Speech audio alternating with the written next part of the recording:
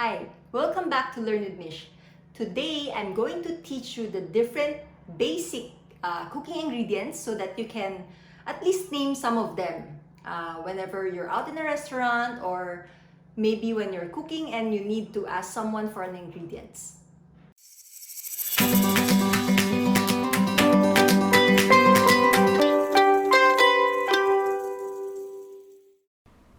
Lesson for today, cooking terms. Pan, tian, tian. Pot, ca, ca.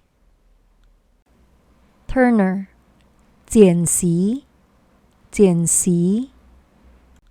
Onions, 八仓, 八仓.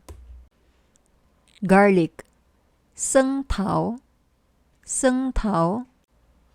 Ginger, 姜, 姜. Notice the nasal sound. 姜. Oil, 油, 油. Salt, 鹽, 鹽. Vinegar, 醋, 醋. Soy sauce, 豆油, 豆油. Black pepper, 胡椒椒, 胡椒椒. White pepper, 白胡椒, 白胡椒. Vegetables, 炒菜, 炒菜. Meat, 肉, 肉.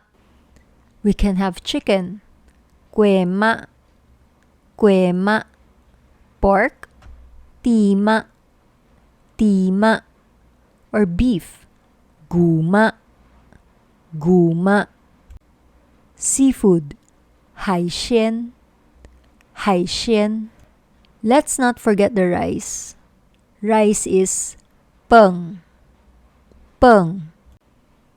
But for uncooked rice, it's called bi, bi. Now all the ingredients are ready. Now we have to measure. Measure is new, new. And then we have to mix everything. La, la. Now we have to choose how we want it to be cooked. Do you want it in like a soup type? Soup is called theng, theng. Like for example, beef soup, you can call it guma theng. Or for chicken, kue theng. Or do you want it stir-fried? Cha, cha. Fried rice is called cha peng. Or stir-fried noodles is cha mi. Boil, hia, hia. This can be also called kun, kun.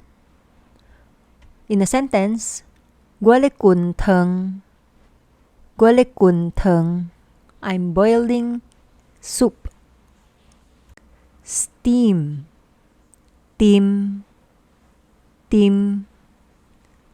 Guale tim kue neng. I'm steaming eggs. Guale tim kue neng. And last but not the least, fried, our favorite.